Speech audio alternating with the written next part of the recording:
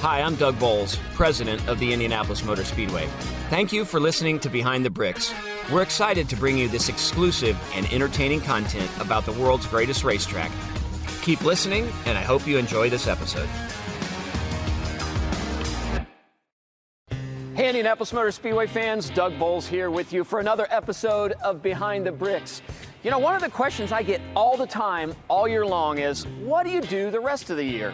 Well, when you're a 1,000-acre outdoor facility, there is no rest of the year. We are working all year long, and especially as we get ready for Indiana winter. We have to close this place down and get ready to weather the weather so that then we can start over again and welcome you back here for the 107th running of the Indianapolis 500 presented by Gamebridge next May. You can see behind me all of these merch trailers that you see around the racetrack. We close them down, secure them, winterize them, put them here under Tower Terrace to keep them out of the elements until next year. And then Adrian Fowler, our senior plumbing foreman, has to deal with over 300 plumbing facilities, restrooms, kitchens, everything here at the Speedway to get ready for winter. Do you have an order in which you start shutting things down? We do. It's kind of based on what events we have going on. So we start about August. Whatever's not being used, we'll slowly start turning it off and shutting it down, winterizing it. And then as the year progresses, we have a mad dash to the finish line to get everything shut off and winterized before the weather sets in. So we're going to get in the pit. I kind of like to do stuff, and I love tunnels at the Speedway. You mind if I put on a sweatshirt and try this out? Yeah, definitely. I'm not sure I can do your work, but I want to see, and then if I can't do it, then we'll send you back down. Yep, that works for me. All right, well, here we go.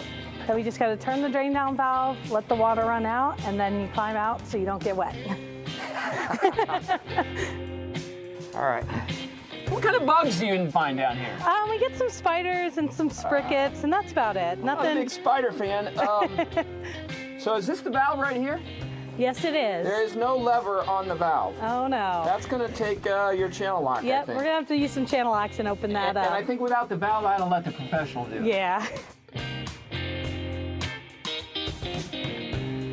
Uh-oh. You know what? I think I'd still be down there. I'm kind of glad that it was broken and you had to do it, because that's a quick way to. Gets a little wet. And I didn't bring a spare set of clothes today. I'd have been in trouble. We are actually under Tower Terrace right now, so it's like a little cave with a lot of plumbing around here. Yes, a lot of plumbing. Each set of restrooms has its own drain down valve. Right. So we just have to open each one up individually. You always got to watch your head around here.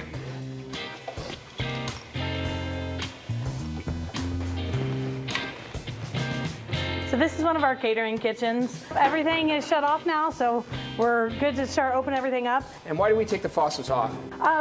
If we don't take the faucets off, they actually hold water right in here, and they freeze and break. Yep. And if we leave all these on, it gets quite expensive at the beginning of the year. Yep. And then we leave them in the sink so that we don't lose anything throughout the winter. And then the last thing is the water heater. So for right now, that's all we've got to do, and we head to the restrooms and finish draining those down. That's a big process. It's a very big process. We have somewhere over 2,000 toilets, 1,900 faucets, and over 1,500 urinals. So it's a lot to take apart. So it's about taking off almost 4,000 of these a year. And then in the spring, just putting them all back in. Yeah, well, we start the process when we come back from Christmas in January, start putting it all back together, and it takes till February or middle of February, March. And at that point in time, it's okay putting it back together because there's no water in it. Yep. Right, so you don't have to worry about the freezing at that point.